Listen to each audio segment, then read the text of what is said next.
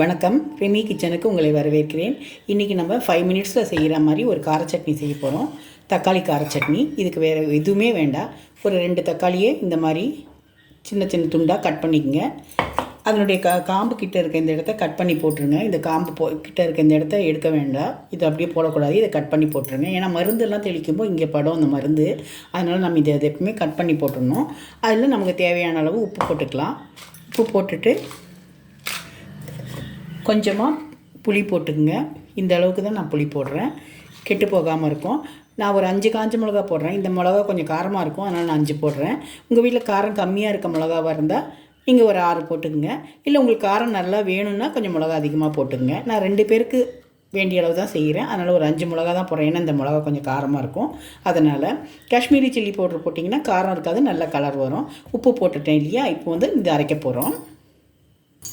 இப்போ சட்னி நம்ம கார சட்னியை அரைச்சி கொண்டு வந்துட்டோம், அரைச்சி வச்சிட்டோம். இப்போ இதுக்கு உங்களுக்கு தேவைன்னா நல்லெண்ணெய் போட்டு தாளிச்சுக்குங்க. இல்லை உங்களுக்கு தேங்காய் எண்ணெய் பிடிக்குன்னா தேங்காய் எண்ணெய் போட்டு தாளிச்சுங்க.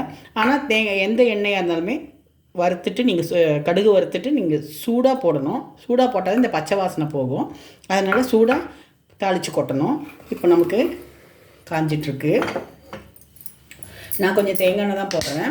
உங்களுக்கு நல்லெண்ணெய் வேணுனாலும் போட்டுங்க, நல்லாயிருக்கும். எண்ணெய் கொஞ்சம் தாராளமாக விட்டுக்குங்க.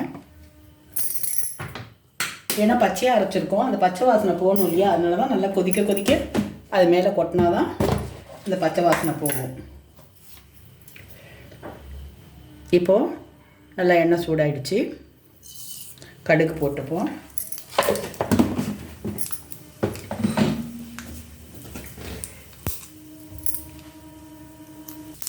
இப்போ கடுகு பொரிஞ்சிடுச்சு. 2 பூண்டை தட்டி வச்சுருக்கேன், அதை போட்டுக்கலாம். கொஞ்சமாக கருவேப்பிலையும் போட்டுக்கலாம். சூடாக கொட்டணும். தாளித்தது எப்பவுமே இந்த சட்னிக்கு மேலே சூடாக கொட்டினா தான் நல்லாயிருக்கும். கொஞ்சம் எண்ணெய் தாராளமாகவே இருக்கட்டும். இது கொஞ்சம் வதங்கணும். பூண்டோட பச்சை வாசனை போகணும். தக்காளி கார சட்னி இதோட பேர். இது ரொம்ப நல்லாயிருக்கும்.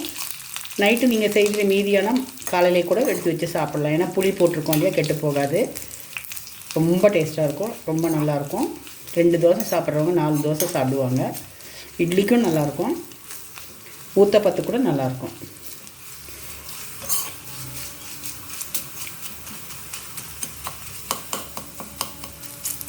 நல்லா பொரிஞ்சிடுச்சு.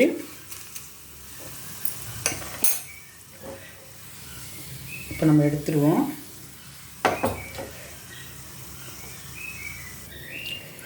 இப்போ நம்ம இந்த சட்னியை எண்ணெயோட கருவேப்பிலையும் கடுகையும் பூண்டையும் எண்ணெயோட சூடோடு இதில் போட்டுருவோம். சூடாக நம்ம எண்ணெயோட போடும்போது அதனுடைய பச்சை வாசனை போயிடும்.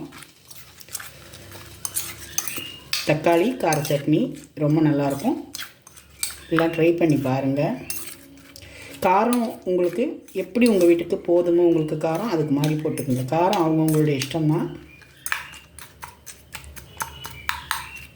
எப்படி இருக்குது பாருங்கள், செவன்னு. நான் இத்தனைக்கும் வெறும் காஞ்ச மிளகா தான் போட்டேன், காஷ்மீரி சில்லி பவுடர் போடல.